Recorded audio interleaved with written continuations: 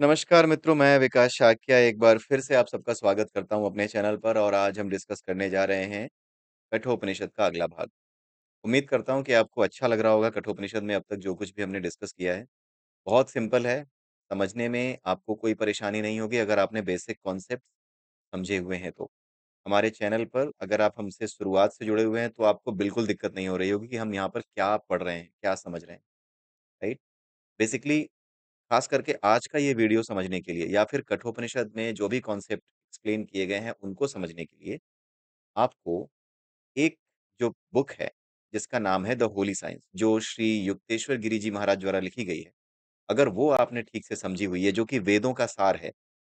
और कैसा सार है? ऐसा सार है जो ये बताता है कि कैसे ये संसार आया। जो आज के समय में साइंस बात करता है ना, बिग बैंग थ्योरी की, उस बिग बैंग थ्योरी के बारे में हमारे वेदों में, हमारे शास्त्रों में लिखा हुआ है, पहले से ही है। वो एक था, उसने अनेक होने की इच्छा की।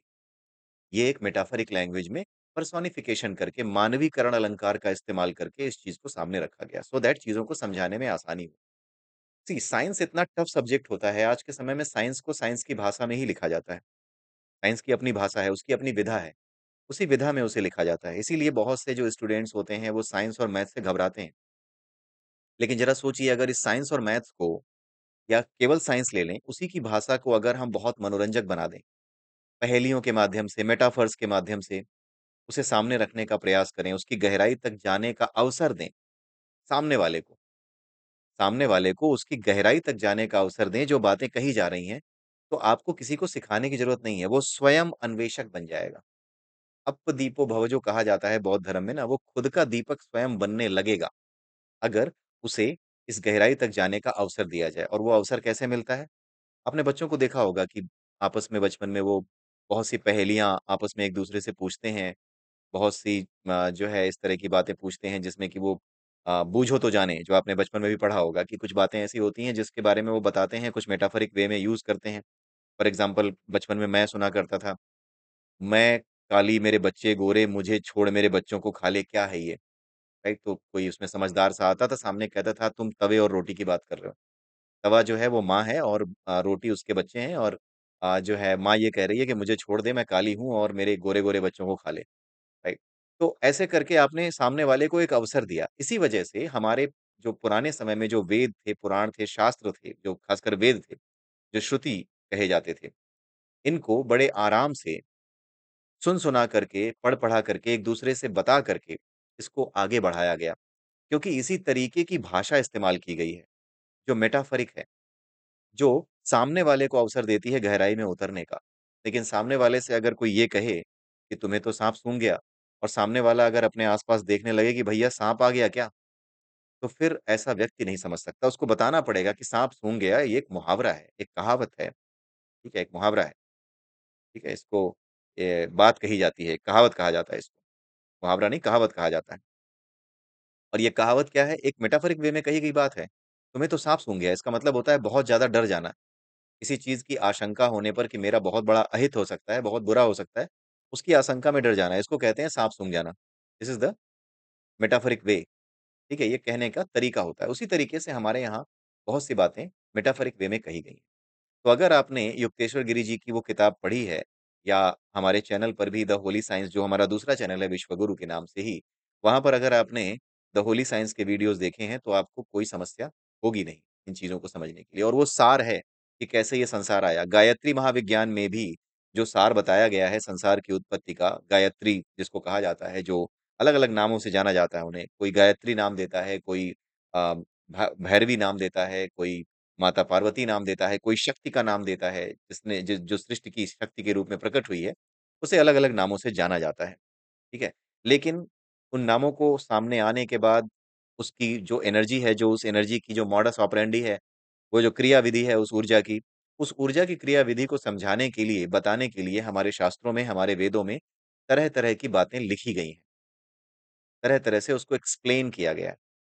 ठीक है? मेटाफोरिक वे में एक्सप्लेन किया गया है। जैसे किसी एनर्जी को समझाने के लिए कि यार ये एनर्जी सबसे पहले जब प्रकट होती है, तो वो जो है जब कुछ प्रकट हुआ है और वो मैटर में कन्वर्ट होगी, तो जब भी कोई एनर्जी मैटर में कन्वर्ट होगी, तो क्या होगा? मैटर में कन्वर्ट होने का मतलब है कि मैटर तो खत्म होने वाली चीज़ है, यानी मैटर अगर कोई चीज़ खत्म होने वाली बनी है, तो इसका मतलब है कि उसका पैदा होना भी हुआ, किसी चीज़ के खत्म होने की बात या किसी चीज़ के आने की बात जैसे ही आती है, वैसे ही उसके खत्म होने की बात भी उसी समय आ जाती है। लेकिन पैदा होने और किसी चीज़ के बनने और खत्म होने के बीच में एक जो स्टेट होती है, वो सस्टेनेंस स्टेट होती है, उसके सस्टेन करने की भी स्टेट होती है।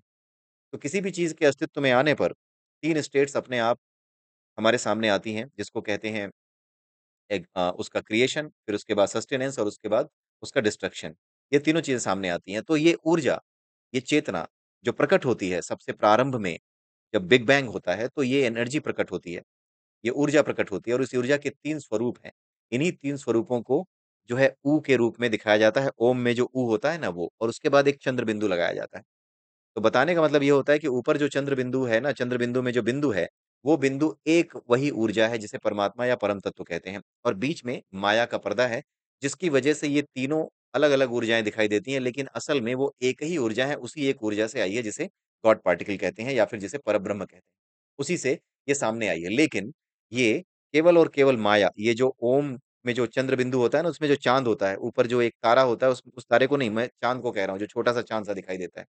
उस चाँद को माया का पर्दा आप समझ सकते हैं, कि इसकी वजह से, इस माया के पर्दे की वजह से कैसा? हमारी समझ की वजह से, क्योंकि हमें समझाने के लिए हम उस एक तत्व को नहीं समझा सकते। उसी एक तत्व से सब कुछ आया, उसे समझाना बड़ा मुश्किल है। इसलिए उसके उस तक पहुँचने के लिए हमें ब्रह्मा, विष्णु, महेश इन 3 तत्वों तक पहुँचना होता है कि ये 3 ऊर्जाएँ कैसे एक्सपैंड करती हैं अपने आप को। इन 3 ऊर्जाओं का कार्य क्या है? कार्य क्या है? एक ऊर्जा इसमें क्रिएट करती है, दूसरा जो है सस्टेन करती है, तीसरी उसको डिस्ट्रक्शन करती है। लेकिन असल में वो एक ही ऊर्जा से प्रकट है। एक ही ऊर्जा से ये 3 स्वरूप प्रकट हैं ऊर्जा के, क्योंकि वही ऊर्जा जो पहले गॉड पार्टिकल के फॉर्म में थी इनफाइनाइट डेंसिटी के साथ, उसी ने हम सबको प्रकट किया है। जब हम सब प्रकट हुए हैं, तो हमारे साथ हुआ क्या है? जब हम सब प्रकट हुए हैं, तो हम काम करते हैं, हम पैदा होते हैं, हम मरते हैं, हम जीवन जीते हैं, तो तीनों चीज़ें एक साथ आती हैं। लेकिन ये तीनों केवल इस ऊर्जा के 3 स्वरूप हैं। इन तीनों स्वरूपों को ब्रह्मा, विष्णु और महेश का नाम दिया जाता है। ठीक है? अब क्योंकि ये ऊर्जाएँ हैं, हर तरह की ऊर्जा अपने आप को प्रकट कर लेती है। ऊर्जा विचारों के रूप में मेरे मुँह से सामने आ रही है, ठीक है? मेरे दिमाग में बनी, मेरे मन में बनी और मुँह से सामने आ गई। उसी प्रकार से ये तीनों ऊर्जाएँ जो कि क्रिएशन, सस्टेनेंस और डिस्ट्रक्शन का काम करती हैं, ये भी अपने आप को प्रकट कर सकती हैं, ये भी मैनिफेस्ट कर सकती हैं। जो मैनिफेस्टेड फॉर्म होता है, उसी को अवतार कहा जाता है, ठीक है? जो भी सस्टेनेंस का मैनिफेस्टेड फॉर्म होता है, उसे विष्णु जी का अवतार कहा जाता है, ठीक है? अब क्योंकि ये एनर्जी हर रूप में अवेलेबल है, तो जिस रूप में ये समझ में आ सकती है, हर उस रूप में ये अवेलेबल है। ये भक्तों के लिए जो कि हमेशा अपने भगवान को भी एक व्यक्ति के रूप में देखना चाहते हैं, उसके लिए भी ये स्वतंत्र ऊर्जा, ये एनर्जी बिल्कुल एक शुद्ध भाव के रूप में, एक सस्टेंस एनर्जी जिसको किसी से लेना-देना नहीं है, जो सबके पिता की तरह काम करता है, उसके रूप में भी अवेलेबल है। ठीक है? गोलोक वृंदावन में भगवान कृष्ण के रूप में अवेलेबल है, राइट? वो एनर्जी अपने आप को पदार्थ के रूप में प्रकट किए हुए हर जगह पे अवेलेबल रखती भी है। ठीक है? तो ये चीज़ हमें समझनी होती है कि किस तरीके से ये प्रकट होता है। अब ये जितनी बातें मैं अब आपको बता रहा हूँ कि एक ही पार्टिकल से जिसे गॉड पार्टिकल कहते हैं, उसी से सब कुछ प्रकट हुआ है। इसको बताने का पर्पज़ ये है कि इसमें जो भी 5-6 स्लाइड्स हैं, जो मैं आपको बताने जा रहा हूँ, ये सब यहीं पे खत्म हो गई हैं। आप सोच रहे होगे कि मैंने एक भी स्लाइड शुरू नहीं की है, खत्म भी हो गई हैं। सारी बातें मैंने खत्म भी कर दी, राइट? मैं आपको सिर्फ़ और सिर्फ़ इसको आगे बढ़ाता चला जाऊँगा। बस एक बात और समझ लीजिए before I start narrating the slide, मैं आपको सिर्फ़ ये बताना चाहता हूँ कि वही एक एनर्जी है, वही एक पार्टिकल है जिसे गॉड पार्टिकल कहते हैं। जब उसमें एक्सप्लोज़न होता है, तो एक्सप्लोज़न के बाद ही सब कुछ अस्तित्व में आता है। सब कुछ मतलब सब कुछ। हमारी इंद्रियाँ, एक्सप्लोज़न के बाद जब ये एक्सपेंशन होता है, उसी एक्सपेंशन का परिणाम है हमारी ये इंद्रियाँ।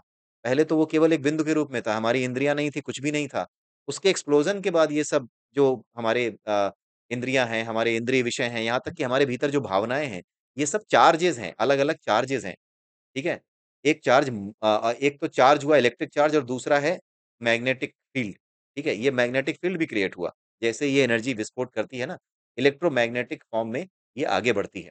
इलेक्ट्रिसिटी और मैग्नेटिज़्म दोनों का यहाँ पे कॉम्बिनेशन होता है जो आगे बढ़ता रहता है, ठीक है? यही बढ़ता हुआ इस संसार में एक तरफ भागता है और एक तरफ जो है पीछे की ओर जो परमात्मा है उसकी तरफ खींचता है, ठीक है? तो एक तरफ जो परमात्मा का खिंचाव है, एक तरफ संसार का खिंचाव है। वो ऐसे करके जब विस्फोट होता है तो ऐसे फैलती है। राइट? बिल्कुल बीच से ऐसे कोई चीज़ ऐसे फट गई हो। तो इधर की ओर जो फैल रही है उसे आप अज़्यूम कर सकते हैं कि वो संसार की तरफ भाग रही है और जो इधर की ओर फैल रही है वो परमात्मा की तरफ है। ठीक है? वो परमात्मा का ही स्वरूप है। इधर जो फैल रही है इसमें किसी भी तरह का गुण नहीं है, कोई भी पदार्थ नहीं है, कुछ भी नहीं है।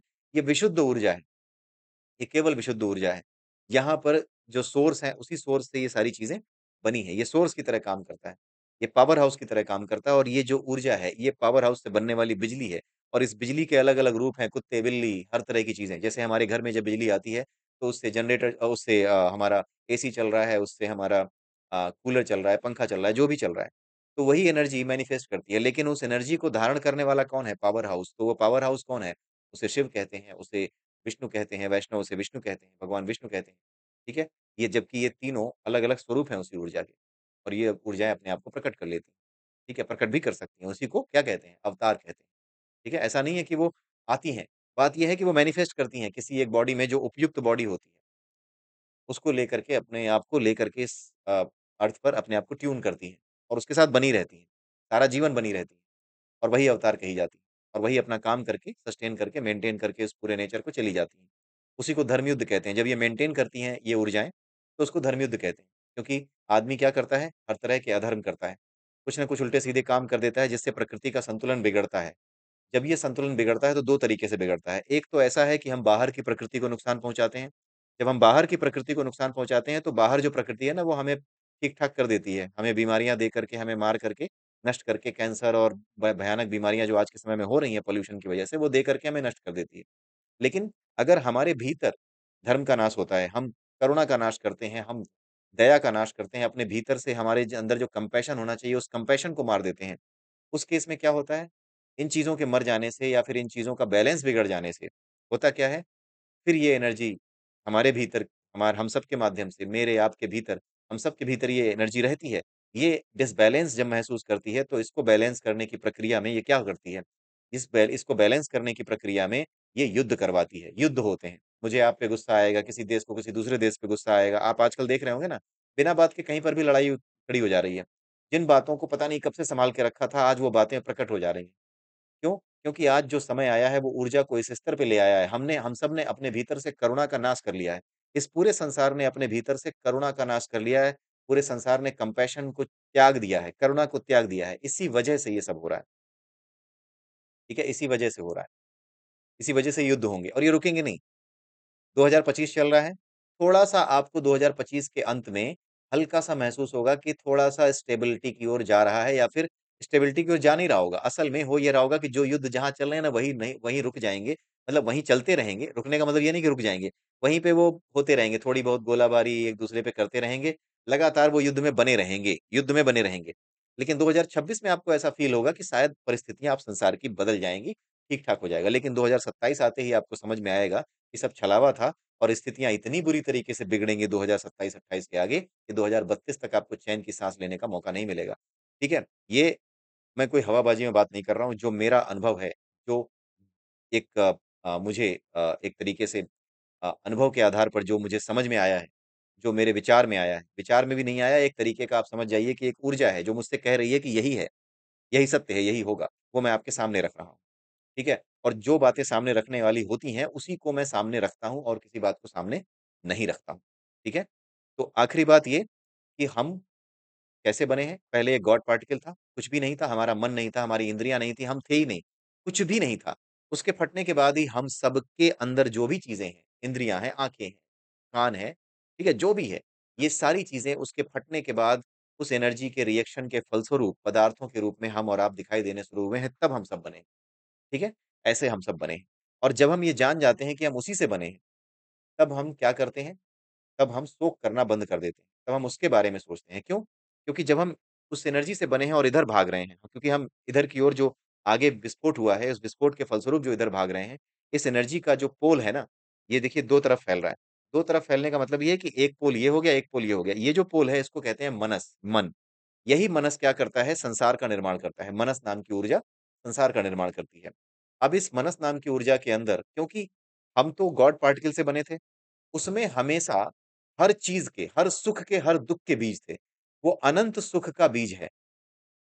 जो गॉड पार्टिकल है वो अनंत सुख का बीज है। जैसे आम का जो बीज होता है वो पूरे आम के पेड़ का अस्तित्व अपने भीतर रखता है। उसी प्रकार से हम जिस आनंद की खोज इस संसार में कर रहे हैं, जिसके लिए हम छोटी-छोटी चीज़ों में अटक जाते हैं, उन सभी प्रकार की खुशियों का, आनंदों का, सभी प्रकार के आनंद, सभी प्रकार की जो खुशियाँ हैं, उन सब का बीज जिसको ब्लिस कहते हैं, वो ब्लिस एक गॉड पार्टिकल के भीतर है, उस एनर्जी के पास है। जब हम उस एनर्जी से ट्यून कर जाते हैं, उसके समीप आ जाते हैं, कैसे आते हैं? योग के माध्यम से। कर्म योग, ज्ञान योग, ध्यान योग, इनके अभ्यास के माध्यम से आप इस एनर्जी की फ्रीक्वेंसी, एनर्जी वेव की फ्रीक्वेंसी के साथ ट्यून हो जाते हैं। जब आप ट्यून हो जाते हैं, तो आपको समझ में आ जाता है, सारी चीज़ें समझने की ज़रूरत ही नहीं होती, आपको अनुभव होने लगते हैं। आप बोलने लगते हो कि ऐसा ही होगा। आपसे कोई पूछेगा ना कि ऐसा क्यों कह रहे हो? किस आधार पे? तर्क, आप तर्क नहीं दे पाओगे, क्योंकि ये तर्क का विषय ही नहीं। ये एनर्जी ऐसी है जिसके साथ आप एक हो गए, तो आप तर्क नहीं दे पाओगे। आपको जो कुछ लगेगा ना, वो सत्य लगेगा, उसके पीछे तर्क नज़र नहीं आएगा। जैसे मैं कह रहा हूँ ना कि 27 में स्थितियाँ बिगड़ने लगेंगी वापस और 26 में थोड़ा ऐसा रहेगा कि ठीक-ठाक लगेगा कि हाँ, अब ठीक-ठाक हो जाएगा। एक छलावा आएगा 2026 में, 27 में छलावा नहीं रहेगा, 27 में बहुत बुरी हालत होगी। ठीक है? ये चीज़ें 27-28 से बिगड़ेंगी। ठीक है? ये कहाँ से आ रही हैं? कोई सोच समझ के कोई कैलकुलेशन थोड़ी किया है, कुछ कैलकुलेशन नहीं किया है। ये भाव हैं और ये अपने आप भीतर से आ रहे हैं और मैं इसमें ये भी नहीं सोच रहा कि ये सही बोल रहा हूँ या गलत बोल रहा हूँ या फिर मैं ये भी नहीं सोच रहा कि कल को ये गलत हुआ तो लोग मुझे गालियाँ देंगे और मेरा मज़ाक उड़ाएँगे, हँसेंगे, ना कुछ भी नहीं सोच पा रहा मैं। मैं बस सामने रख रहा हूँ कि ऐसा होगा, ठीक है? तो ये सारी चीज़ें आप अपने आप समझने लगते हैं कि प्रकृति अपने नियम के अनुसार काम कर रही है और अगर आप उस ऊर्जा से एक हो गए, तो फिर उस ऊर्जा ने जो कुछ तय किया है, यानी जो उसकी मॉडस ऑपरेंडी है, उसके अनुसार ही सब कुछ होगा और जब उसके अनुसार सब कुछ होगा, तो फिर चिंता करने की ज़रूरत क्या है? आप इस तरीके के हो जाते हैं। यही बात आज यहाँ पे समझाई जाएगी। ठीक है? तो आइए देखते हैं, फटाफट देख लेते हैं। जो बताना था वो बता दिया है अभी। अब इसको केवल नैरेट करना बाकी है। यहाँ क्या बताया गया है, ईश्वर ने इंद्रियों को बाहर की ओर मोड़ा। हम स्वाभाविक रूप से बाहरी दुनिया को देखते हैं, सुनते हैं, महसूस करते हैं। अमरत्व की इच्छा होती है। कुछ धीर पुरुष ऐसे होते हैं जो बाहर देखते-देखते थक जाते हैं, बाहर खुशियाँ ढूँढते-ढूँढते थक जाते हैं। आपने पढ़ा होगा भगवत गीता का वो श्लोक कि 4 प्रकार के लोग अर्जुन मेरी सेवा करते हैं, आर्त, जिज्ञासु, अर्थार्थी और ज्ञानी। यानी दुखी लोग जो जानना चाहते हैं इस प्रकृति के बारे में, अर्थार्थी यानी जो धन कमाना चाहते हैं और ज्ञानी यानी जिन्हें ज्ञान है वो भी। ये 4 तरह के लोग ही मेरी सेवा करते हैं यानी मेरी तरफ मुड़ते हैं। तो जो अमरत्व की इच्छा रखते हैं, अमरत्व का मतलब क्या है?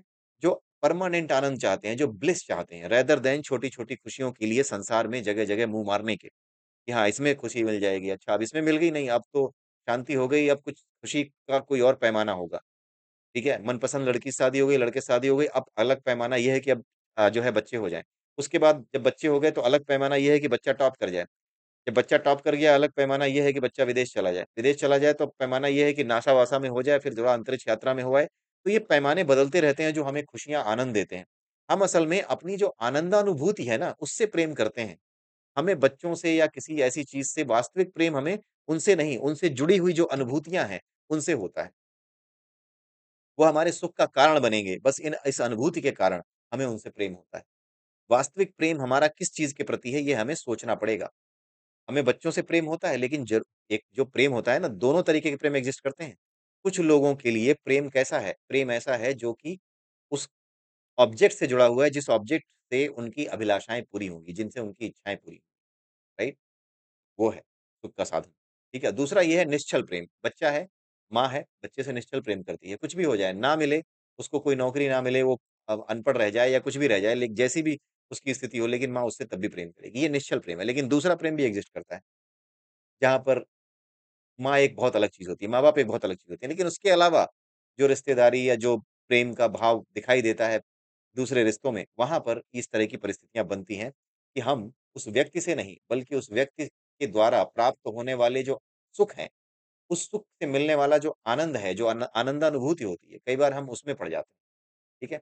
और उसमें अटक करके हम उसको सुख को, उस आनंद को महसूस करते हैं और ऐसा लगता है कि ऐसा आनंद हमें परमानेंटली मिलता रहे, तो बड़ा अच्छा रहे। परमानेंटली आनंद मिलता रहे उसके लिए हम क्या करते हैं, अलग-अलग लक्ष्य निर्धारित करते हैं। एक लक्ष्य मिल गया, तो उसके बाद दूसरा लक्ष्य निर्धारित करते हैं क्योंकि हमारी प्रवृत्ति, हमारी जो मूल प्रवृत्ति है वो आनंद ही है, क्योंकि हम उसी आत्मा से बने हैं, उसी परमात्मा से, परम तत्व से बने हैं और उसमें आनंद का बीज समाया हुआ है। अब क्योंकि वो आनंद का बीज है खुद और हम इधर भाग रहे हैं, तो वो आनंद का बीज हमसे छुपा हुआ है। हम हैं वही, लेकिन फिर भी हमसे वो बीज छुपा हुआ है।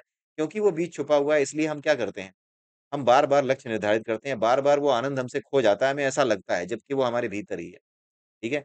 इसी वजह से व्यक्ति जो है इधर-उधर भागता है, लेकिन जब उसे बाहर की चीज़ों में आनंद खोजते-खोजते महसूस ये होता है कि यार बाहर कुछ है नहीं, तब वो भीतर की ओर मुड़ता है। यही बात यहाँ पे लिखी गई है कि कुछ धीर पुरुष ऐसे होते हैं कि जो कि इस स्वाभाविक प्रवृत्ति, हमारी स्वाभाविक प्रवृत्ति क्या है? संसार की ओर भागने की। लेकिन कुछ धीर पुरुष ऐसे होते हैं जो इस बात को समझ जाते हैं कि संसार में आनंद नहीं है। हर आदमी आनंद के लिए ही सब कुछ करता है। उसे पता लग जाता है कि आनंद जैसी कोई चीज़ नहीं है इस संसार में। तब वो जाकर के अपने आप को भीतर की ओर देखना शुरू करता है और भीतर की ओर मुड़ी हुई अपनी आत्मा को देखने की कोशिश करता है, भीतर की ओर जो आत्मा है। तो वो जो आत्मा जिसको देखना चाहता है उसी को प्रत्यक आत्मा कहते हैं। प्रत्यक यानी जो सच और आत्मा मतलब आत्मा, यानी जो वास्तविक सत्य का दर्शन कराए वो आत्मा, प्रत्यक आत्मा। यहाँ पे यूज़ कर लिया गया है, आप सिर्फ आत्मा ही यूज़ कर सकते हैं, कोई दिक्कत नहीं है।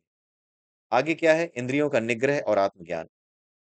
यहाँ पर ये बात बताई गई है कि एक साथ दोनों का होना संभव नहीं है। या तो आप अपनी इंद्रियों को बाहरी पदार्थों से जोड़ सकते हैं या उससे भीतर मोड़ सकते हैं।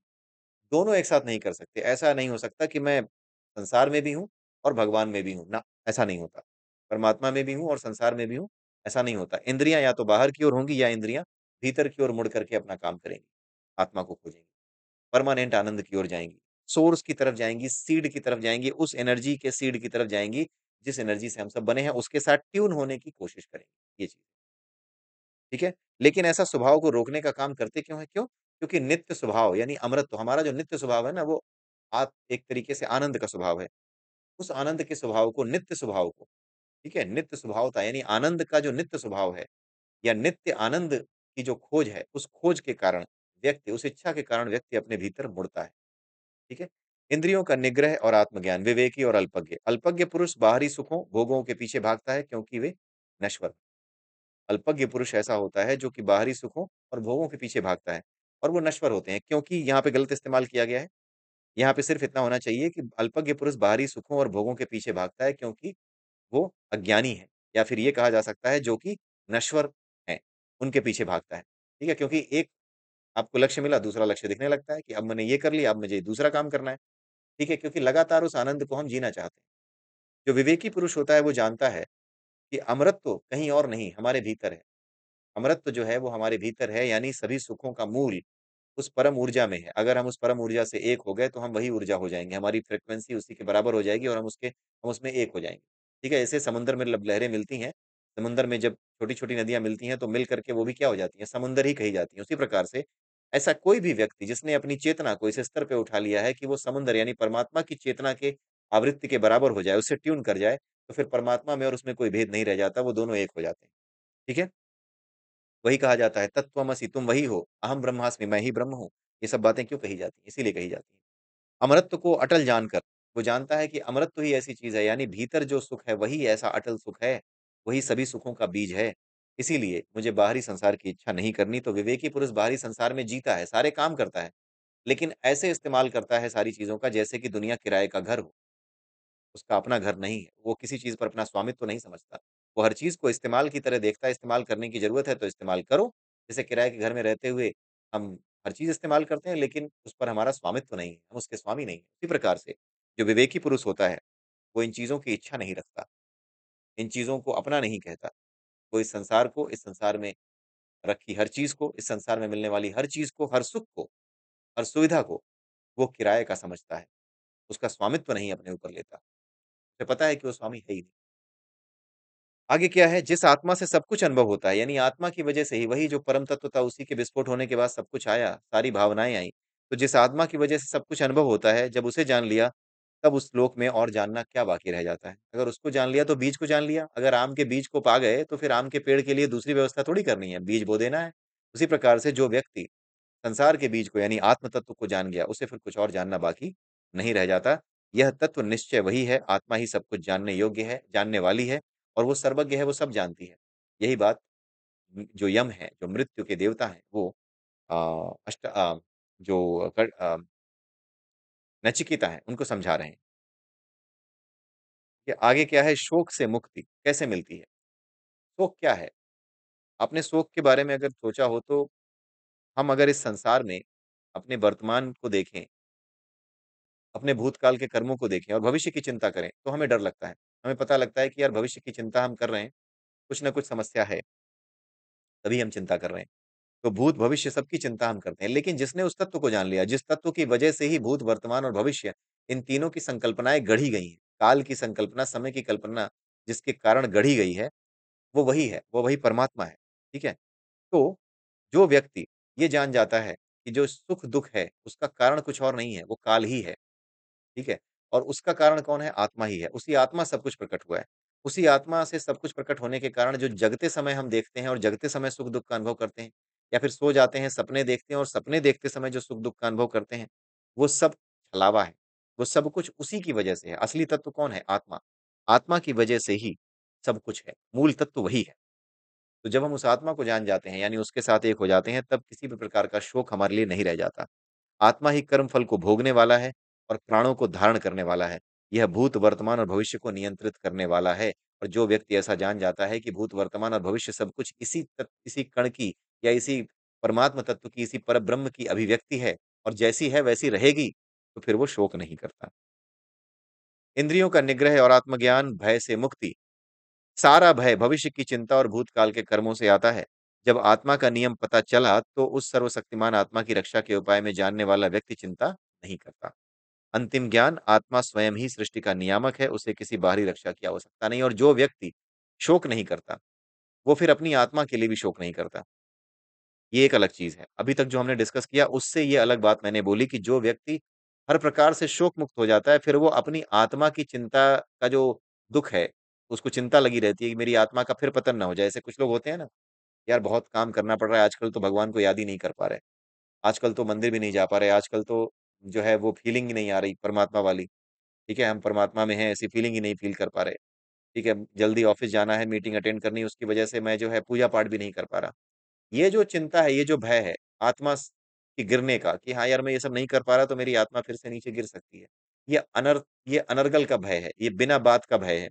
इसकी ज़रूरत नहीं है, इस भय को करने की ज़रूरत नहीं है, लेकिन ये समझाया नहीं जा सकता किसी को। लोगों को ये लगता है कि जब तक हमें पूरा मौका नहीं मिलेगा, नौकरी से छुट्टी नहीं मिलेगी, मैं कैसे इसमें स्थित रहूँगा, मैं कैसे इस चीज़ को कर पाऊँगा। लेकिन इस चीज़ को करने के लिए कुछ छोड़ने की ज़रूरत नहीं है। आप जैसे हो, जिस स्थिति में हो, उस स्थिति में लगातार आप परमात्मा के साथ हो। कब हो? जब आप ये जानते हो कि कोई भी काम आपका नहीं है। आप बिल्कुल मुक्त होकर के, किसी भी प्रकार की वासना से या किसी भी प्रकार की भावना से मुक्त होकर के, किसी भी काम को करते समय उससे किसी भावना को जोड़े बिना जब आप काम करते हो कि कोई भी काम मेरा अपना नहीं है और ना ही कोई काम मेरे अकेले के करने से हो रहा है। जैसे मैं ये वीडियो बना रहा हूँ, आपको क्या लग रहा है ये वीडियो मैं बना रहा हूँ? अकेला मैं ही इसमें शामिल हूँ। अगर आप इसको गहराई से सोचें, तो वीडियो बनाने वाला अगर उथले-उथले, ऊपर-ऊपर से आप सोचें, तो वीडियो बनाने वाला मैं हूँ। लेकिन इस वीडियो को बनाने में पूरा का पूरा जो एक कोऑर्डिनेशन हो रहा है, अगर आप उसको देखें तब आपको समझ में आएगा कि ये वीडियो बनाई नहीं जा रही है, मैं बना ही नहीं रहा हूँ, ये बन रही है। सारी की सारी जो प्रकृति की शक्तियाँ हैं, उनमें कोई ऐसा है, उन शक्तियों की वजह से कोई ऐसा है जो कि एक पावर हाउस में बैठा हुआ है या सब स्टेशन पे बैठा हुआ है, बिजली की आपूर्ति कर रहा है। बिजली चली जाती है तो दोबारा जनरेटर यहाँ पे चलाए जाते हैं, तो जनरेटर को चलाने वाला यहाँ पे कोई बैठा हुआ है। मैं उसको नहीं जानता, लेकिन वो मेरी मदद कर रहा है। लगातार कोई ये इंश्योर कर रहा है कि जो इंटरनेट की आपूर्ति है, वो बनी रहे, ताकि लोगों को सर्विसेज़ मिलती रहें इंटरनेट की। तो ऐसी ही एक सर्विस का इस्तेमाल क्या है, मैं कर रहा हूँ, लेकिन मैं उसे नहीं जानता जो कर रहा है ये काम। तो अगर आप गहराई में जाकर के देखें, तो कोई भी काम आप अकेले नहीं कर रहे। आप केवल और केवल इस प्रकृति के भीतर रह करके, इस प्रकृति ने जिस स्थिति में आपको डाला है, आप उस स्थिति के अनुरूप रिएक्ट कर रहे हैं और कुछ नहीं। यही हो रहा है, इसी को आप कर्म कह देते हैं। लेकिन उस रिएक्शन से आपको कोई लेना-देना नहीं होना चाहिए। अगर आप ये जानते हैं कि कोई भी अगर आप इतना भी जानते हैं और इतना भी महसूस करते हैं कि कोई भी कर्म अकेले आप नहीं कर रहे हैं, तो फिर आप किसी कर्म के लिए शोक नहीं करते। गहराई में जाकर के देखिए, कोई कर्म आप नहीं कर रहे, ना कोई कर्म अकेले आपका है। आपका कोई कर्म हो कैसे गया? आपने तय किया था कि आप पैदा होगे। पता है कब तय किया था पैदा होगे? किसके यहाँ पैदा होगे तय किया था? कोई तय नहीं किया था। अगर सबके हाथ में पैदा ये तय हो ये अगर सबके हाथ में ये हो कि वो तय करे कि पैदा किसके यहाँ होना है, तो फिर कोई आदमी जो है किसी गरीब घर में पैदा ही नहीं होना चाहेगा। सब के सब जो है फिर अंबानी का घर जो है नाती-पोतों से भरा रहेगा। लेकिन ऐसा नहीं होता। सब कुछ कर्म का हिसाब-किताब है। कर्म का हिसाब-किताब कुछ और नहीं है। वो यही है, जो अभी हमने समझा। ठीक है? तो यहाँ पर आत्मा का जब पता चल जाता है, तो फिर वो व्यक्ति ये जान जाता है कि आत्मा स्वयं ही सब कुछ करने वाली है। तो जब हम उस स्तर तक ऊपर उठ रहे हैं या आत्मा की ओर जा रहे हैं, तो फिर हमें शोक करने की ज़रूरत नहीं है, क्योंकि आत्मा स्वयं शक्तिशाली है, आत्मा का विनाश नहीं होता। हमें सिर्फ़ अपनी चिंता करनी है कि हम काम करते समय या कुछ भी करते समय अपने भीतर से किसी भी तरह की भावना का, किसी भी तरह के अटैचमेंट की भावना का त्याग कर दें। क्योंकि आत्मा तो नित्य स्वभाव वाली है ही, उसमें कोई चेंज नहीं करना है, उसका पतन कैसे होगा? वो तो अप्रभावित रहती है किसी भी चीज़ से, उसका पतन और उत्थान तो होता ही नहीं है। वो तो जैसी है बस वैसी है, उसका उत्थान-पतन होता ही नहीं है। उत्थान-पतन तो आपकी चेतना के स्तर का होता है। वो स्तर अगर आप भगवान को याद नहीं कर पा रहे, बहुत ज़्यादा काम है, आप किसी भी काम को अपना काम समझ के करो ही मत, बस उसको कर दो। जैसे सुबह ब्रश करते हो, ऐसे कर दो। जब तुम किसी भी काम को ऐसे करोगे जैसे सुबह उठ के ब्रश किया जाता है, ना कोई लेना है, ना कोई देना है, बस एक आवश्यकता थी इसलिए कर दिया। सामने मनुष्य का शरीर है, हम जो है अपने दाँत साफ करते हैं, कर दिए। उसी प्रकार से हम मनुष्य हैं, किसी खास परिस्थिति में हम पैदा हुए, उस परिस्थिति की वजह से, उस परिस्थिति में पैदा होने की वजह से और हमारे पुरुषार्थ की वजह से हमारे जो है जिस तरीके के कर्म मैंने किए हैं भूतकाल में, उसके कर्म की वजह से आज जो स्थिति आई है, उस स्थिति को प्रतिक्रिया स्वरूप हमें जो है, हमारे सामने जो कुछ भी आया है, उस काम को हमें करना है, बस इतना होता है। इस वजह से क्या होता है, हम समझ जाते हैं कि जो आत्मा है, उसमें कोई परिवर्तन नहीं होता, ना वो नीचे गिरती है, ना ऊपर उठती है।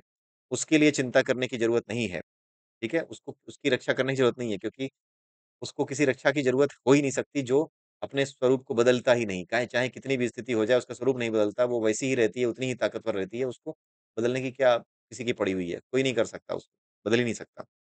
तो उसको जब बदला ही नहीं जा सकता, तो उसे किसी बाहरी रक्षा की आवश्यकता ही नहीं है। रक्षा की आवश्यकता तो हमें है, जो नित्य प्रति अपने व्यवहार को बदलते रहते हैं। कभी इधर, कभी उधर भागते हैं, ठीक है? तो अंतिम ज्ञान यही है कि आत्मा स्वयं ही सृष्टि का नियामक है, उसे किसी बाहरी रक्षा की आवश्यकता नहीं है। इसी के साथ ये आज का वीडियो समाप्त होता है। आई होप कि आपको समझ में आया होगा, बहुत ज़्यादा टफ नहीं था। स्टार्टिंग में ही मैंने काफ़ी चीज़ें आपसे डिस्कस कर ली, जिसके बाद ये चीज़ें आपके लिए काफ़ी आसान हो गई आगे हो गई होंगी। तो इसी के साथ मैं आप सबसे विदा लेता हूँ। जय सिया राम, जय श्री कृष्णा, जय श्री राधे, ओम नमः शिवाय।